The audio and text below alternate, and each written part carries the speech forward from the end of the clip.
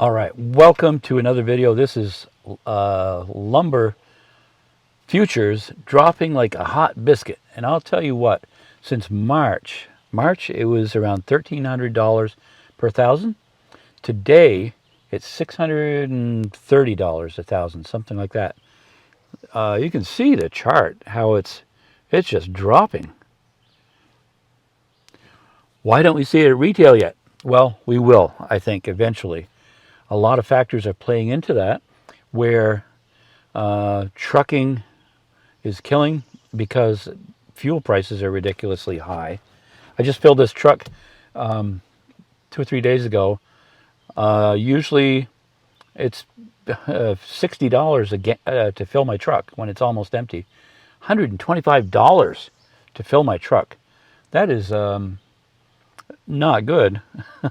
Because we're currently on the job we're traveling about an hour one way to the job site. So a tank of gas goes us maybe 2 days over and back. Anyway, that's where that's at. I did want to mention plywood. Plywood was a high of around $82 back in February or so. Currently it's down to $50 a sheet for 5/8 CDX. If you buy 58 sheets or more, they knock off another $5, so it's down to 45. Still, all the projects I'm doing, I purchased those materials back in December, I believe it was, and it was down in under 40 a sheet back then.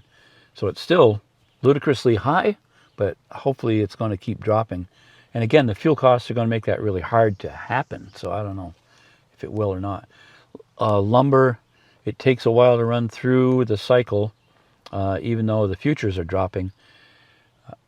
We're seeing it start to go down. I think a 2x4 8 spruce currently is about $5.48 a stick, from a high of a little over $8 per stick.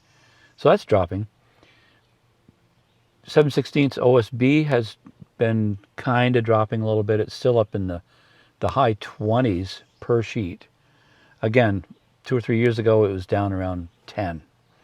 The same 2x4 8s pre-COVID, we'll say, were $2.30. So there's still more than double where they were. So it's got a long ways to go. I don't know if we'll ever see that again. I don't know. Because, so that's, let's see, let me just look at this. Concrete is up around $15 more per cubic yard since February, so it's up $157 per cubic yard. They had to go up about a week ago because fuel costs are driving theirs up. I think their material costs were about the same until they had to truck it into their batch plant. So one of the costs that went up is brake pads and rotors.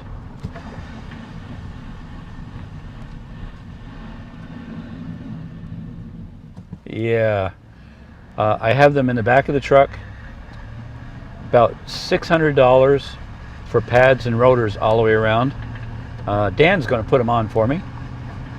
He's already done the front, but the back, it's sounding pretty bad. Anyway,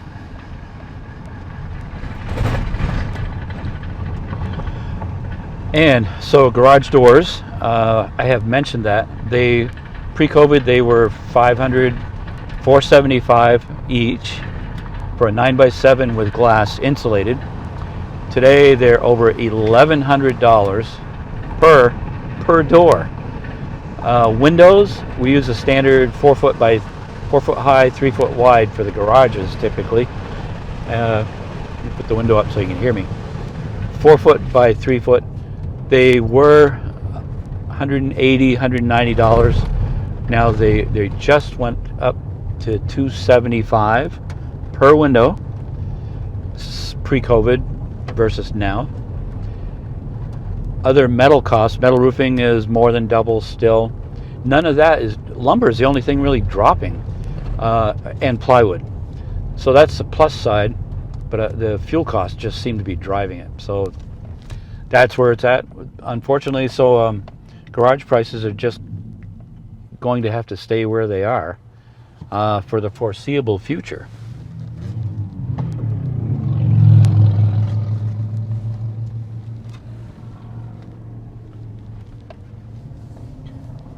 So there, there have been quite a few questions about the house project that we're doing on the lake, called the Lake House.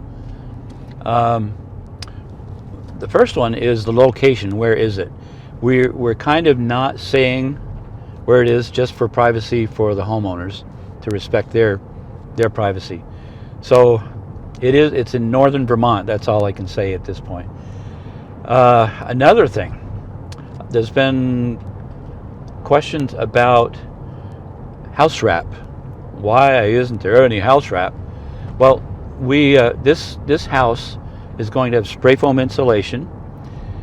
So before we built, we talked with the salespeople from the lumber yards to get their input, and they said it would be a redundant item if you put house wrap on and then spray foamed against it. It's a wasted step. So for a lumber yard to not sell you something, I guess I would go with that. And I have researched it online just to look, and pretty much everybody says not necessary. So that's what we did. When it comes to sealing up the windows, the way we fit the T111 in to the groove of the J channel for windows, you can't tape it off inside. It has to be out on the surface. So we will be sealing that when it comes time to doing all the trim work and everything. We'll seal it so that it is waterproof. It does, so it sheds water. Another item, this house, we drive 1.2 miles through the woods on their personal private driveway to get to the location. And so they have power there. It's very secluded. They did run power. It cost them, it was shared with a few other camps, cabins, houses, whatever you want to call them, on this lake. And they had it brought in. It was all done underground. It's really unobtrusive. You wouldn't even know it was there, except you see these little green boxes occasionally wherever the power source starts for each individual property. So that's where the power comes from. Just wanted to address that. We will have a video out in a couple of days showing the wall with all the glass being up, put in place, I hope. We haven't done it yet. We're doing it probably as you're viewing this video on a Monday.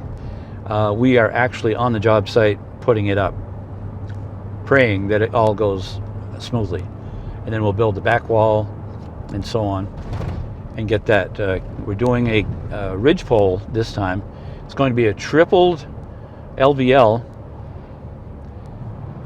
16 inches high. It's a really stout ridgepole. Today we ran short of 2x6s, so we're heading to the lumberyard reluctantly to buy high-priced 2x6s. We need about 35 2x6/8 spruce to frame up one of the gable walls. The other one opposite from the one that has all the glass going into it. So that's where we're headed. We'll go get that. We need to pick up some nails. This will be the first time this year I've bought nails. It may be sticker shock. It probably will be. But you can't put something together without fasteners. So here we go. Hope you enjoyed this short little video. Maybe I'll do a quick show of the lumber we got at the lumberyard. All right. Okay. Back in the truck with 36 2x6/8 spruce and 2 boxes of framing nails. We were short on nails. It's $78 a box for 2,500 pass load clipped head nails. And those were $10.48 each, so it was a little over $500. It rang up at first a little over $4,000, and then I said, I think that's a little high. So he reviewed his stuff and said yes. So he straightened it out. So anyway, we are ready for framing tomorrow. So here we go. Thanks for watching. We'll see you later.